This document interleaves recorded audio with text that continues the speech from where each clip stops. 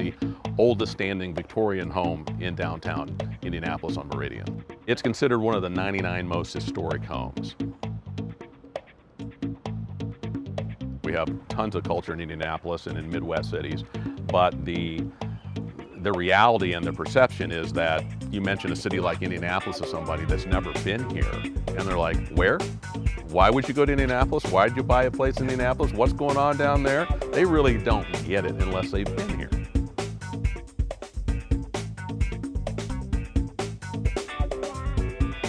Where you want to be is near the circle, because everything kind of goes out from there, 50 to 100 bars and restaurants.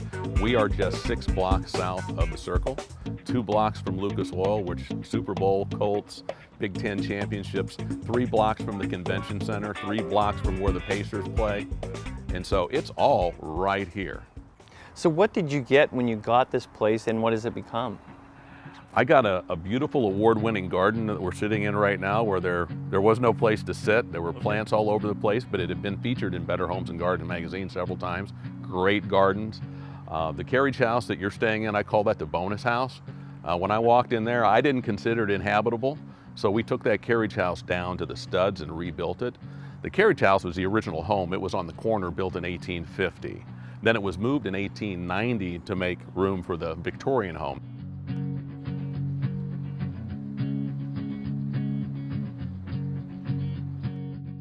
When you're dealing with an historic building like that, you've got to take it into the modern world, but you also can't lose any of what it had before. So where do you find that middle ground? The middle ground is what I call classic hip. And so we don't want it to feel like it's 1890, but we wanted to retain that vibe. When people would come here, what kind of things can they expect? Staying in the primary villa, they can expect to walk into the grandeur of 1890s woodwork, high ceilings, large bedrooms, sweeping staircase, clawfoot tubs. I mean, it's super old school in there, but then there's the new bumper pool table that you can flip into a poker table, that you can flip into a dining room table. The carriage house is our most popular rental because, as you found, it's over there. It's kind of private. It's sitting right over there. It's hard to find. It's by itself. So folks really like the quaintness and the privacy. You notice the fan that has an engine on it, which is like, hey, that's kind of cool. The style is called steampunk. So that motor kind of ties into the racing vibe. And the steampunk feel is throughout the property, which is combining metal and things from old with new to kind of give it an industrial vibe.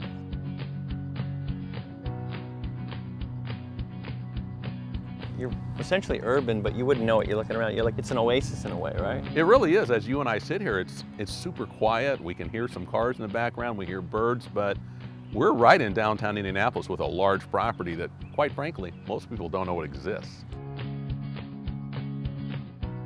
Build it and they will come. So when it was suggested to put in the putting green, and then they're brilliant. And then the Canada golf guys with the TV show are here. Yeah. Right? Yeah.